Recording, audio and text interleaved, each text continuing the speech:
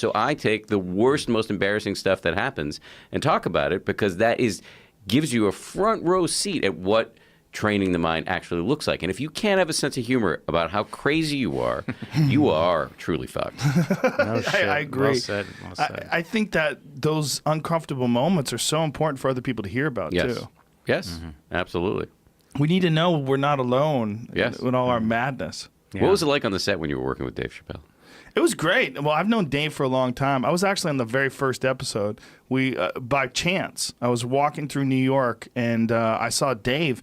And this was before the show had even been. I didn't even know it existed. But I ran into Bobcat Goldthwait, who's there. And I'm like, "What's up, man? What are you guys doing?" He goes, "Oh, hey, Joe, we're doing a TV sketch, man. You want to be in on it?" And I go, "I only have like 20 minutes. I'm on my way to a meeting." He goes, "Here." He goes, "We're handing out ribbons for New York boobs."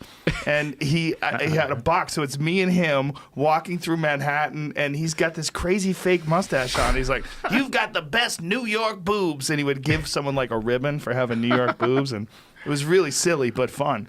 And so I was like, "Wow, Dave's got a show." And then, turns out it's the greatest sketch show in the history of the world.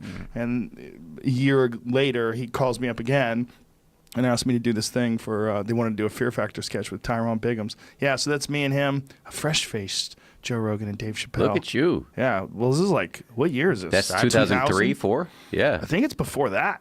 Is it? I think it's before that. I want to say it's 2002. Maybe, yeah. Because I wasn't even doing the Man Show back then, and I was doing that in 2003. So I think it's 2002. The Fear Factor bit is one of my favorite. That's in season 2, if I recall. I think so, yeah. And is really one of the That's funniest. One of the funniest bits in a show that is, I would argue, perhaps the greatest television show of all time. I think it's the greatest sketch comedy show of all time. Yeah, I'm saying something bigger.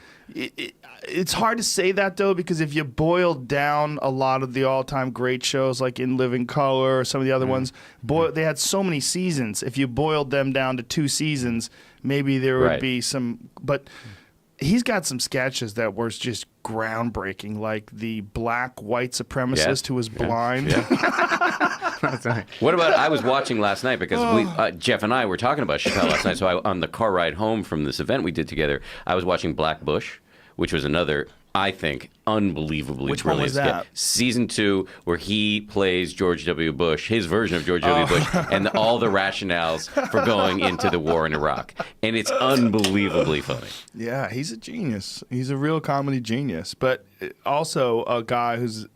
You wouldn't get it if you just sort of see him do stand-up, but he's deeply introspective, like very intensely well thought out. He's not a surface guy by any stretch of the imagination.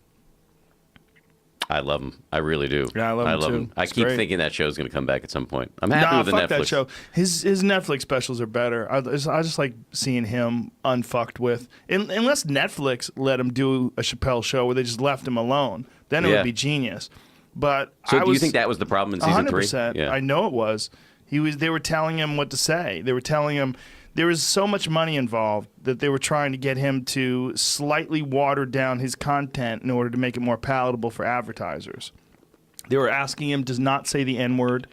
There was a lot of behind-the-scenes nonsense that I dealt with the exact same administration at Comedy Central, so I'm well aware of how silly they were about certain things. They had these corporate ideas, and this was also right around the same time Janet Jackson's nipple popped out during the Super Bowl, which fucking, oddly enough, changed everything. People started freaking out about content because of a nipple. It was a very weird time for television, and in their defense, what they do is they're producers. They're not creative people. They're executives, and they didn't know how to keep it funny and keep it free and loose, but also figure out a way to make it fit into what their corporate structure is of what's acceptable and not acceptable for advertising. Yeah. So it was just a clusterfuck of control and neediness and too many cooks in the kitchen and people's ego. There's a lot of people that just wanted to affect the show. just so that they can put their greasy fingerprints on it. And that's a really common thing with television, that ego aspect of, these different people who are high up on the food chain in the, executive world wanting to put their stamp on a show and then talking openly about putting their stamp. Well, that was my idea. I thought it was really important we get Dave out there like that.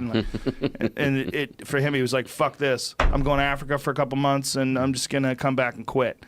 And everybody was like, whoa. But that's who Dave is. I mean, that's there's not a lot of people that walk away from $50 million. But he's one of them. He's just like, I don't need to do this. I could do something else. I'll just do stand-up. And he, in fact...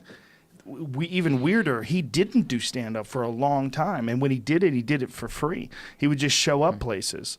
Like, he would show up places with a speaker and plug it into a microphone in a park in Seattle and just start doing stand-up. There was a lot of stories of that. Like, people would just gather around, hundreds of people. And he would just be doing stand-up for these random people. And they were like, what's going on? So like, how does a guy get to be like that? just be yourself. That's who he is. But do you think, is that something, I mean, because that sounds to me like somebody who had a practice or something, or an inner compass that was... Smoked a lot of weed. Maybe that was a big but it's part of it. He smokes weed all day.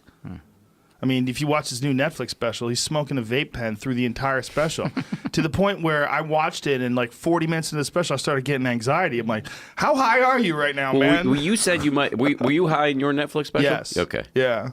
Yeah.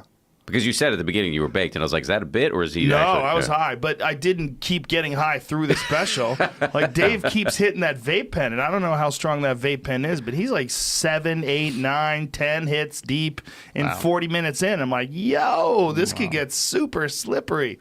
Yeah, he just kept pulling out this vape pen. Yeah, it was literally with him through the entire set in his hand. That's increasing the degree of difficulty to levels that I would not want to explore. That's testing the mind. Talk about